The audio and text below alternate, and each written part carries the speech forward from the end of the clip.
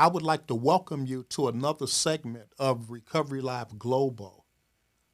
This is, as you can see, I don't have an interview. I don't have a person that I'm interviewing today. And so I'll be going back a little because I had a few calls and a few comments that individuals was asking me, well, when you going to go back and talk to the newcomers and when you going to talk to people that's in early recovery and when you going to do that. And I noticed that the recovery is so vast and so huge and so many dimensions and so many arenas and so many platforms. So today I'm dedicating the show to the newcomer. I'm dedicating the show to somebody that's in early recovery. And so I want to just point out a few pointers that we could think about, and not only that I could think about because I have a loved one who's interested in recovery, but I'm interested in them becoming in recovery too. So I'm going to talk about some things and a few pointers that we can do, we could think about, we could deal with, that we could help that person take that giant step. It's a small step, but sometimes the step seems so giant to the individual. So here are some pointers that you could think about. If you got a pen or a paper, a pencil, you could just play the show over and over and over, and watch it over and over and over until you get some of the information. And then I would like for you to take this show and then share this show with your friends and your loved ones and those that you think that may benefit from the recovery process. So I was thinking about, as I thought about early recovery, I thought about a point that I like to talk about right now, and that is check in on them and actively listening to them. So, what I'm trying to say, statistics says that when a person is considering the recovery journey, that it's a good practice that if we would check in on them, just check in on them. And checking in on a person that's thinking about recovery is not checking in with them or on them with a whole lot of conversation, what you think that they need to be doing with their life. But there's a term called active listening. Active listening is when I look a person in the eye and I listen to what they're saying with no interventions and no comments. And what that does is it relax the person and not only relax them, but it give them it give them uh, it give them an idea that you respect them, and it give them the idea that you listening to them, and it give them the idea that they could trust you.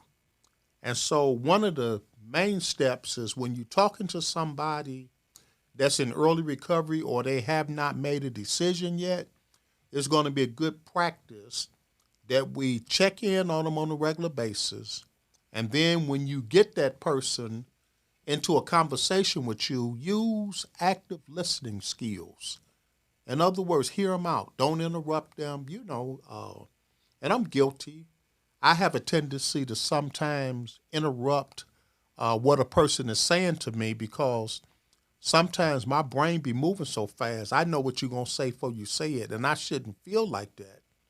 And so I'll get to the point of it and I'll answer your sentence or answer your statement before you even get there. And what that does is it cut a person off, it make them feel that you don't care, and it make them feel that I don't want to talk to you no more.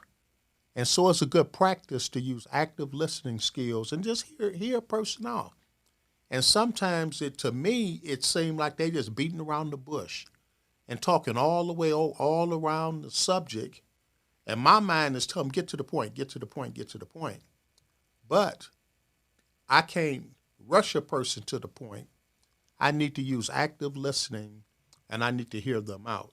The second point that I like to talk about is reducing friction and unusual arguments. When you got a person on the verge of making a step toward recovery or making a step that I don't want to drink no more. I don't want to smoke no more. I don't want to get high no more. We have to reduce the friction in those conversations and then try by the grace of God not to use uh, un, un, unnecessary argument. Now I know it's hard to listen to a knucklehead. And I know it's hard to listen to whoever this person is that's not in recovery and caught up in the grips of addiction because they have a sometimes to say things that hurt and do things that hurt. They have a tendency to do that because they acting out of addiction. They not acting out of recovery and they not acting out of stability. So they'll talk and some of the things that they're saying don't make a whole lot of sense. Some of the things that they're saying goes against all my principles and everything I believe. And I want to cut them off and say, you know something, and respond. And I have to be careful when I'm working with people that's trying to step over into the recovery world that I don't use unnecessary arguments, like going back and forth with a conversation about something that we can't change and really can't do nothing about. So it's going to be important that I can be patient enough to hear a person because in that hearing process, they have a tendency to solve their problems or come up with the solutions or come up with or either build a confidence. But if I cut them off, don't want to listen, don't have no patience, and then arguing, come on now, arguing with a person that's in their addiction is fruitless. It's fruitless to be arguing with a person like that. And I need to, number three, try by the grace of God to encourage healthy habits for a person. Sometimes an individual that's trying to step off into recovery just don't know that the environment they're living in is wrong, that the people that they're hanging out with is wrong, that every time they get a paycheck, they spend it all on drugs and alcohol. It's wrong. Sometimes they motivated by how this substance make me feel, and I can validate my feelings over really that I'll tell myself that this is not really a bad habit. It's not really, I mean, the euphoria that I get for smoking some crack, the euphoria that I get for drinking some wine, the euphoria that I get from using some drugs or smoking some weed, I mean, it can sometimes outweigh trying to stay sober. And so I need to encourage people, even if I'm not encouraging them to stop. And that's been an argument because most treatment facilities and most individuals just trying to help somebody through the recovery process, they just say, well, stop, don't do it no more. Stop, stop, stop, stop, stop. They never really engage a person that's having struggle stopping. Well, let's just do it in moderation, or let's just do it less. You hear what I'm saying? And it's easier if I'm smoking every day to smoke less, like smoke, every other day. That's progress. That's progress. But most people that's working with this population, they saying, hey, if you smoke one, you through. And I can't even see you gradually stopping, like rather than smoking 7 days a week, let's see if you could smoke 3 days a week. And then the 3 turn to 2, and the 2 turn to 1. And so I need to encourage the person with healthy habits. And I need to come to the table without a judgmental attitude. It's easy to judge somebody that's drinking or smoking, using and getting high because of the lifestyle that they pick up. And I want to actually come to the table like, hey, I'm judging you. You out of order, you wrong, you wrong, and God don't like ugly and whatever that I can do to have a judgmental attitude on the population of people that's trying to clean their lives up. And what that does when I judge a person like that, it throw a monkey wrench in the change mechanism. So it's hard for them to change if if the person that's trying to help them have a judgmental attitude. Nobody want to be judged. You know what I'm saying? And I know I'm not really judging them because I seen them in the act. So when I see that in the act, I need to really learn some techniques and learn some skills that I don't develop a judgment. Judgment just don't it don't help the situation. So I need to learn some tools and I need to learn some things. How do I engage a person that's using or practicing active addiction and move them into recovery without judging that person? Now that's a tough little piece right there. And then number 5, I need to encourage and support them. So what do you mean? Encourage and support them. People that's coming out of the grip of addiction need support. And more than support, they need encouraging. So how do you encourage a person that's using, still using, and ain't ready to stop yet? How do you encourage that person? Well, you pick out something that they did good that day. You know what I'm saying? Pick out. I mean, everybody did something well or good that you could point out. And if you could point out something positive that they did that day or yesterday, then that's called encouragement. And that's called the support that they need. People don't want to be punished into recovery. People want to move over into recovery themselves, motivated by intrinsic expectations, motivated by that. So they don't want the judgment attitude, and people like to be encouraged.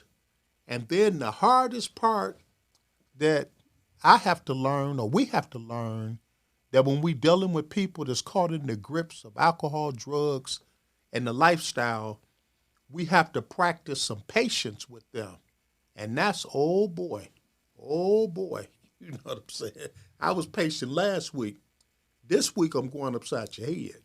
You know what I'm saying? I was patient, and then you can't put a time limit on your being patient.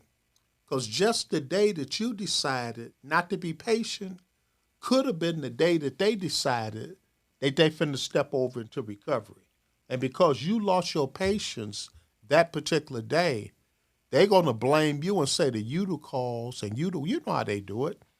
If it wasn't for you, I wouldn't be drinking. If it wasn't for you, I wouldn't be smoking. If it wasn't for you, I wouldn't be using these drugs. So we as individuals that want to help this population, and I don't know who you are that's trying to help. You might be a mama trying to help a daughter. You might be a father that's trying to help a son. You might be a son trying to help your parents. You might be trying to help your sister, your brother, your uncle, your aunt, your co-workers.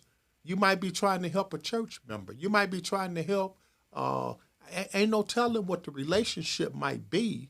But if you're trying to help a person with the recovery processes, it's going to have to be some patience that you're going to have to practice in order to help this person. And then the other side to that is I need to try by the grace of God to educate myself on addiction and recovery. I need to educate me. And you know, it's not a lot of books out there on recovery. It's a lot of books out there on addiction. Like if I was to go to Wayne Community College and take a class on substance abuse addictions, or go to Wayne State University and take some classes on substance abuse, a lot of the documentation that's out there for me to read and learn about is talking about addiction. It's not talking about recovery. And I think that there's a lot of people that move over into the recovery processes and then turn the camera off. In other words, once I get into the recovery processes, there's no camera following me.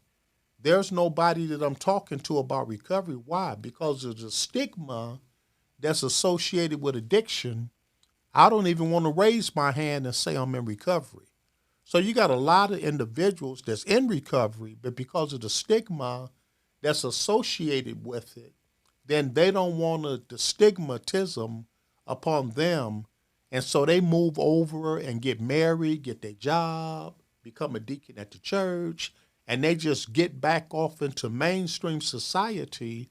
And what happens is they won't even talk about their past as it related to the addiction and that type of a lifestyle because of the stigma associated with it. But I need to, if I think I'm going to help that population, I need to come to the point that I can educate myself, not just on addiction, but educate myself on recovery. Why? Because I need to be able to communicate on those lines that I can help a person or I can see a relapse before the relapse even happened.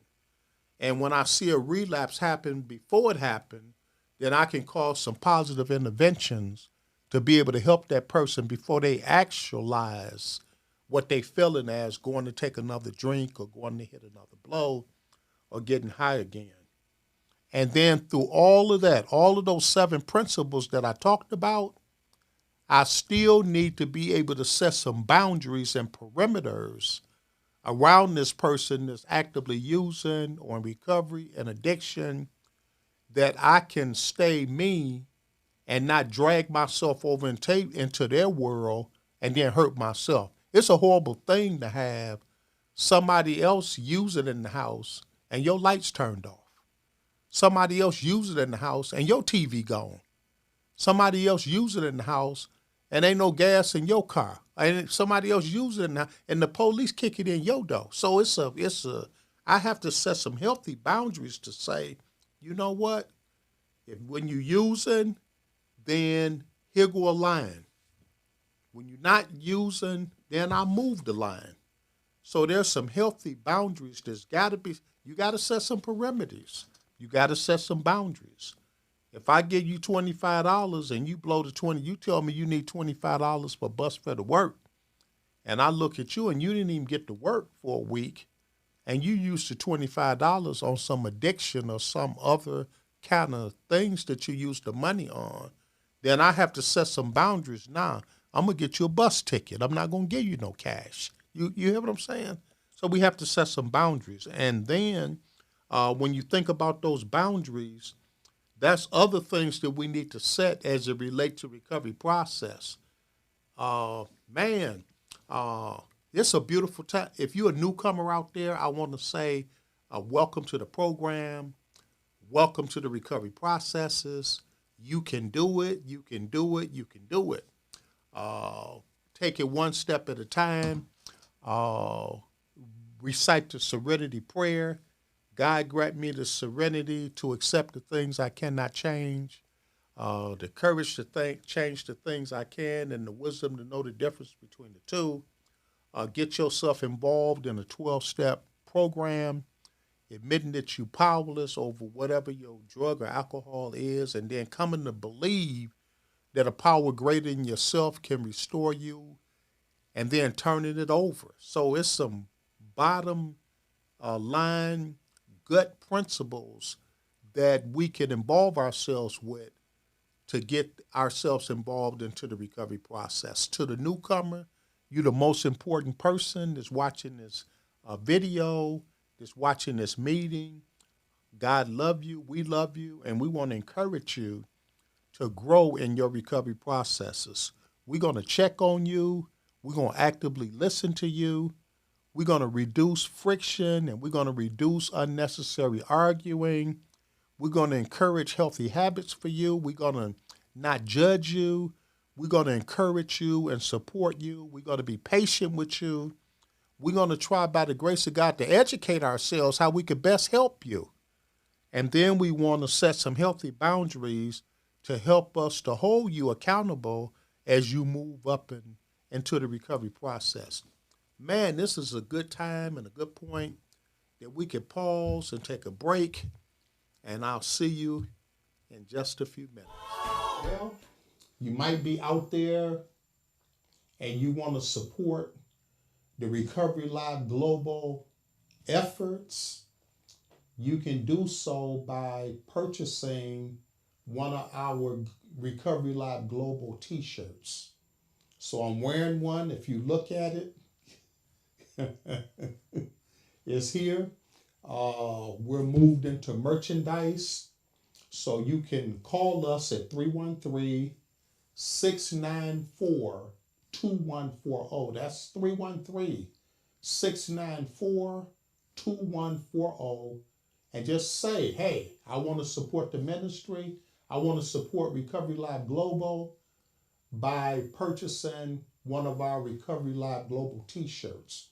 And I had shared with those, if you live in the metropolitan area and you want a t-shirt, I'll deliver it.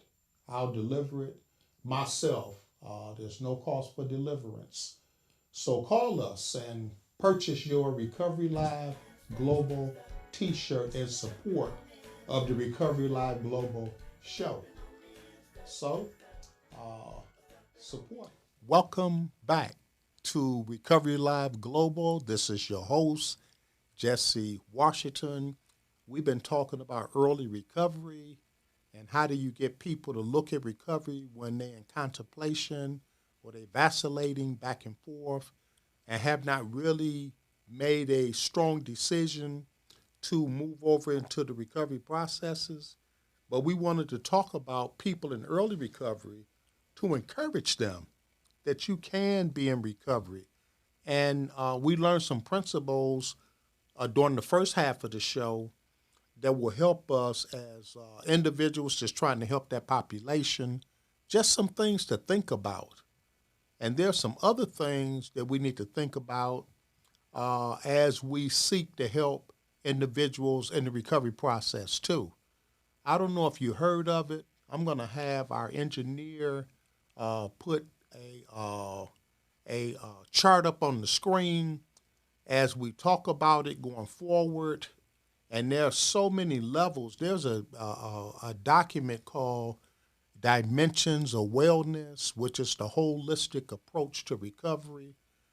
And I'm going to look at that because that information is really somewhat important as it relates to the recovery process. So we have to remember that sometimes helping the individuals through the recovery process, it takes a good assessment. Now, assessment is a term, it's a clinical term that they use when they say, I'm gonna listen to you, I'm gonna look at you, I'm gonna ask you some questions. And as they look at you and talk to you and ask you the questions, you got to remember that they document that information. So, and they may call it a screening process. And during the screening process, they may ask you and talk to you about some of your social behavior. And when they're talking about social behavior, what they're talking about is the developing a sense of connection, belonging, and a well-developed support system. Because statistics know that recovery has a lot to do with socialness, and social wellness. In other words, there was an old saying that say birds of a feather flock together. And there was another saying that if you hang out with what they call them ducks or something, if you hang out, you're going to do what the ducks do. Well, there's a social piece as it relates to recovery and as it relates to our addictions. A lot of people that's addicted hang out with other people that's addicted. And I tell you something, there's a lot of people that got addicted by hanging out or socializing with people that was addicted. It's like going to the barber shop. Sooner or later, you're going to get a haircut. So we have to be careful, and I talk about this, that we have to be careful as it relates to socialization.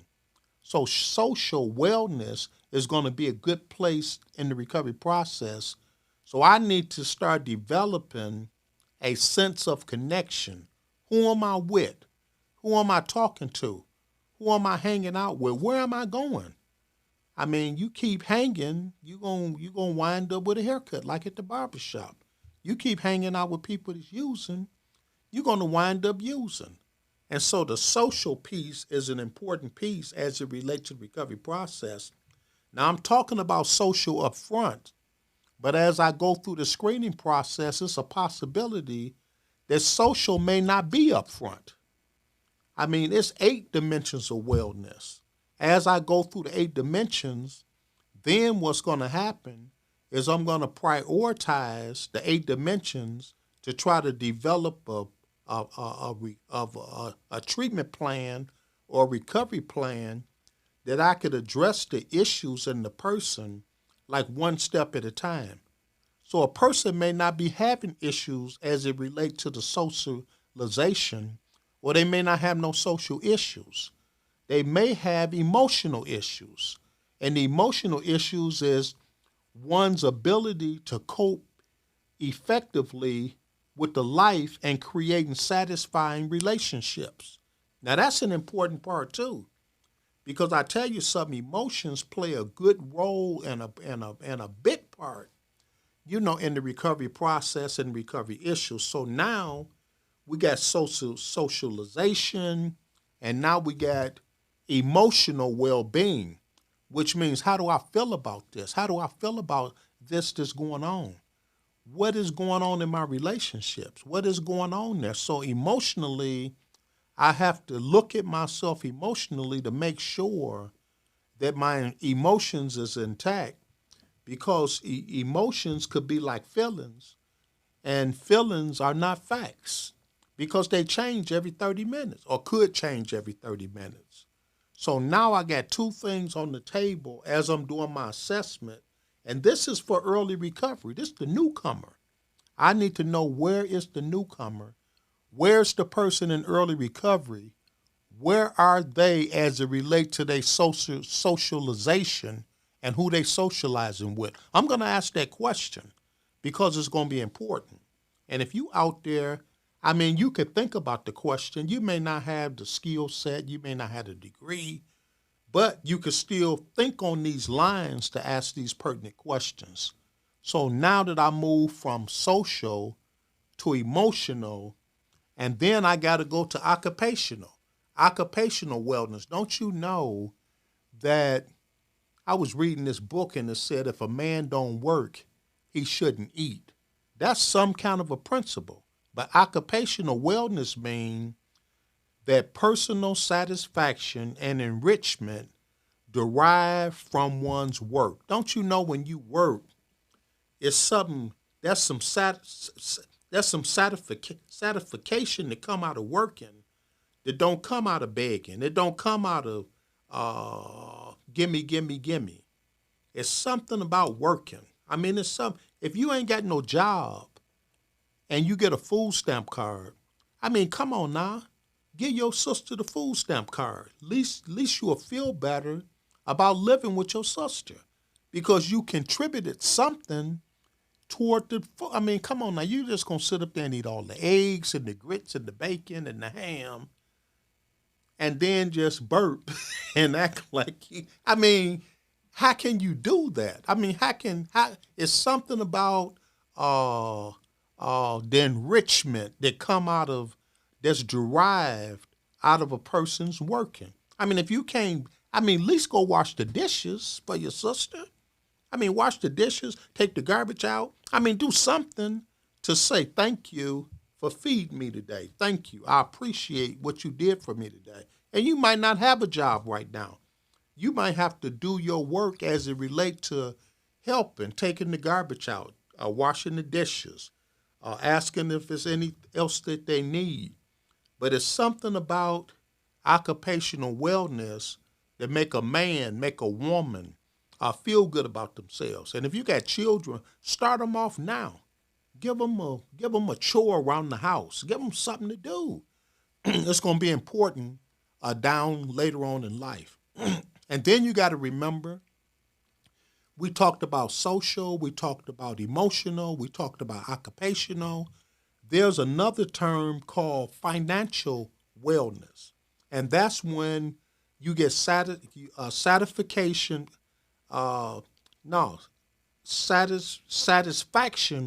with current and future financial situations. It's something about having a dream that when I get my job, I'm going to save me some money and I'm going to go get me a car. when I get my job, I'm going to save me some money, and I'm gonna save me some money, and I'm going to help do this. When I get my job, this is what I'm going to do. Uh, let's look at that point. When I get my job, uh, there's some things that I want to do financially. I mean, it's a beautiful thing to have your own $2. You know what I'm saying? That when you go out, you could pay for your own meal. When somebody take you somewhere, you could offer to put a couple of dollars in their gas to, well, I said a couple of dollars in the gas tank. Gas so high now that it's much higher than that. But it's a beautiful thing to have some type of a concept as it relates to financial wellness. It's important. And then you got to remember environmental wellness. Environmental, it means good health by occupying a pleasant situation or circumstance or environment. Don't you know your environment can dictate how you feel, how you act, how your well-being is concerned? I mean, get you a fish aquarium and put it in the room, and don't get no Oscars and put it in the tank because they fight and kill each other all day long. But get you some goldfish, maybe some kissers that they can your fish kissing all day, and you in that room looking at that, and that could create some environmental wellness as it relates to you. So your environment is totally important. They told me that at the hospital on the medical floor that they painted the walls either like a really, really light teal or really, really light tan. And they say just that color alone can cause healing, more so than if the wall was painted another color. So they telling you that your environment, what you see, all of that is the holistic approach to wellness. And then you got to remember your physical wellness, which is recognizing the need for physical activity, recognizing the need for diet, recognizing the need for exercise, recognizing the need for you to be disciplined as it relates to your physical. So you could be healthy as far as your social is concerned. You could be healthy as far as your emotions is concerned. You could be healthy as far as your occupation is concerned. You could even be healthy with your finances. But if you're not healthy with your physical, then you're going to be handicapped. You're going to be healthy all the way around and not healthy with your physical. And then there's another piece of the wellness and the holistic approach to wellness, and it's called intellectual wellness. And that is recognizing creative abilities and finding ways to expand knowledge and skill. It's something about having a creativity ability and then finding ways to expand your knowledge and your skill set. You know, we should be improving on our skill set, improving on our knowledge. We should be stretching ourselves in an intellectual wellness way. And that's when you're looking at recovery from the holistic approach. And we don't want to leave out spiritual wellness, and that's expanding our sense of purpose and meaning of life. And you could only get that through God. I mean, that's something you could only get to God. As a man, I need to realize that I need God. I mean, just as a man, I need to realize that. I need to realize that I ain't running the show. You know what I'm saying? In the universe, I'm not running the show. I didn't put the sun in the sky. I didn't put the moon in the sky. And then when I look at myself, I'm a man, and they told me that I'm made out of flesh, blood, and bones. How can flesh, blood, and bones stand up and look in the camera and talk about spirituality? And I'm not plugged in. I mean, that light is plugged into the electric wall, this microphone plugged in, my everything plugged in, but me. So how can I stand up, walk up, speak up, and I'm only made out of flesh, blood, and bones. Well, it's got to be a God. It's got to be a God. So when you look at it, man, this holistic approach to wellness is some kind of something to think about.